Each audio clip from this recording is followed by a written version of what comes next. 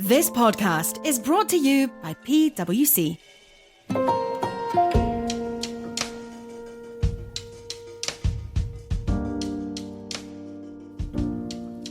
Hi, and welcome to the Family Office Insights podcast, talking about topics of interest for family offices. Today, I'm delighted to be joined by Philipp Rosenauer, a partner here in PwC Switzerland, who's responsible for data protection and privacy. Philipp, welcome. Hi, thanks Lisa for having me.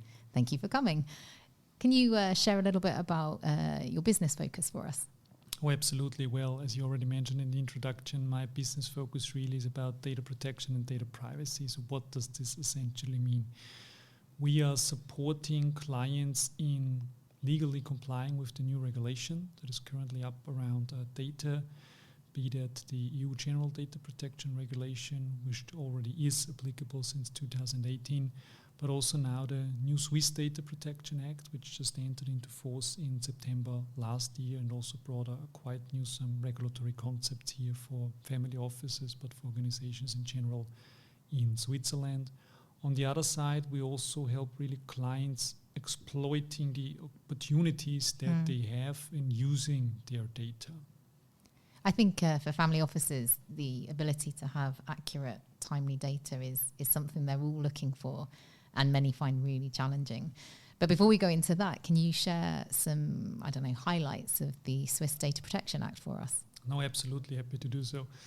I mean, what we saw in Switzerland in general is this tendency that we get very similar rules as we have in the European Union with the GDPR, right, in those areas. However, Switzerland, of course, has managed to do a very pragmatic approach around the new Swiss Data Protection Act, so we don't have so many detailed rules, it's more principle-oriented. But the key highlights I'm really seeing in the law is that you now should think about your data lifecycle management, right, from start to end. So if you collect data, where is this data coming from? Where is this data going to? When do you delete data also? Who has access to your data? Do you have an access management concept? That's a big topic there.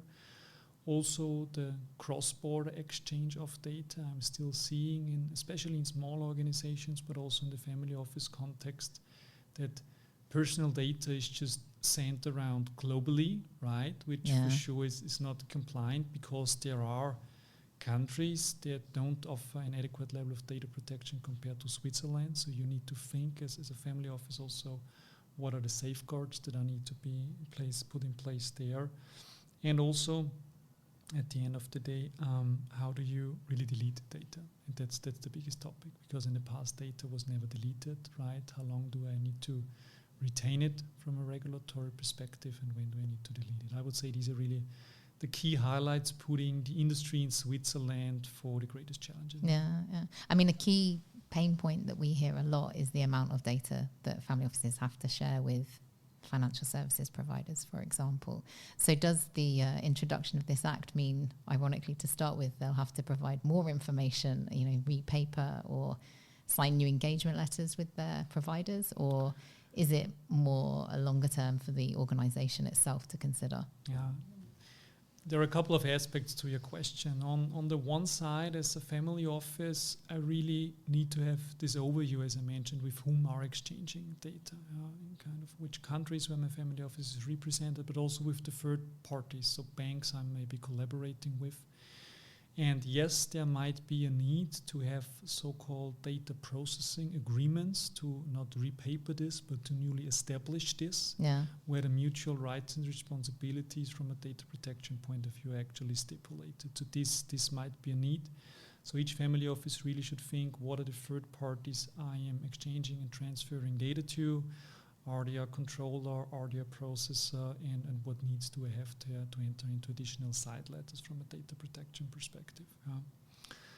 The other aspect to your question is also when you say we see lots of data in the family office context, yes, that's true. That's not necessarily the challenge there. The challenge is more that a lot of this data is unstructured data, right? Yeah. So it's not somewhere in databases, it's sitting somewhere in emails and Excel spreadsheets, so forth and so on. Always Excel. And it's always Excel. And the problem is always, how do you properly delete data when you don't know where it is sitting? It might be in your inbox, somewhere in an archive, on a personal desktop. And this also puts you to another risk, the risk actually of data leakages. We saw that a lot at family offices, but also at other organizations, that this sheer amount of unstructured data, normally that's 90 to 95% of all the data that you have, right, which is not sitting in a database, is also potential liability in terms of data leakages, in terms maybe of also stealing data from a family offices. So I think these are really the pressing issues now organizations should look at. Yeah.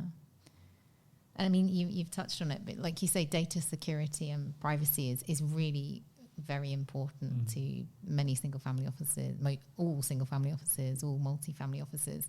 So just going into that question of deleting it or protecting it, what challenges do you see? Is it a problem of not understanding the ways in which data can be leaked? Is it that there's an understanding but it's not executed well? What challenges are there? Well, I think it's mainly the execution and the human factor that I'm always seeing, right? It's not so much the technical factor, because often you have your firewalls, you have your antivirus programs, but it's more the sensibilization of the respective employees working for the family office, and this might start with phishing attacks, for example, which are very well made today by the criminals, right? To be sensible on this. But also being sensible with whom do I exchange personal data, and just very simple measures, regularly updating your password, for example, having strong passwords available, right?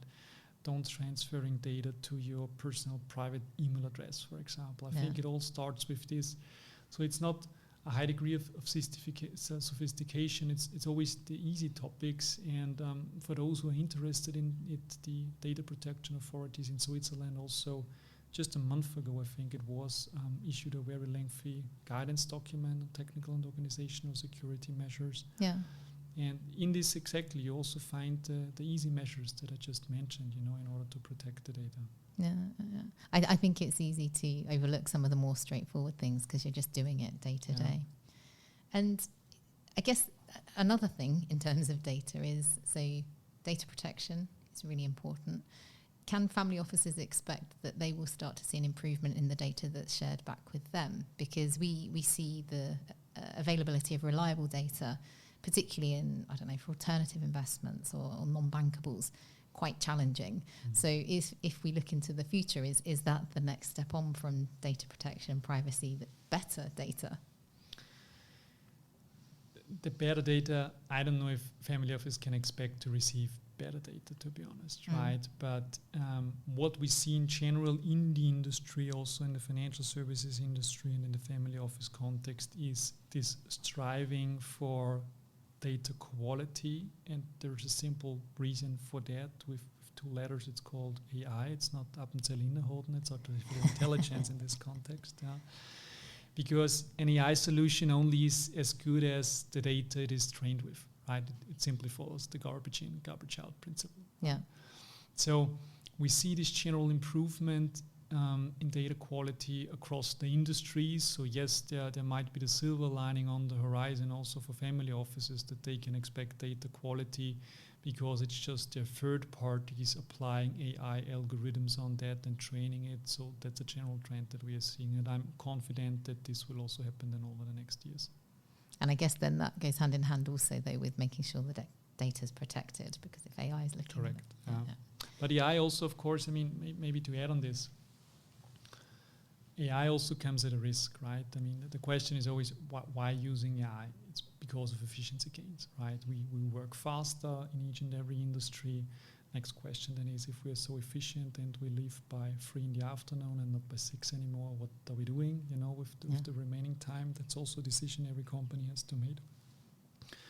But what I'm currently seeing in the industry, specifically talking about AI, is that the risks are a little bit overlooked, right? Which brings me back to the data privacy topic. So which data is it that you're inputting into ChatGPT, for example? Are you uploading their confidential document? Are you careful enough in not putting into personal data of a client, for example? Yeah. So this is when we really talk about data privacy and data protection, still an area which is used a little bit too careless, to be honest, from the data protection point of view.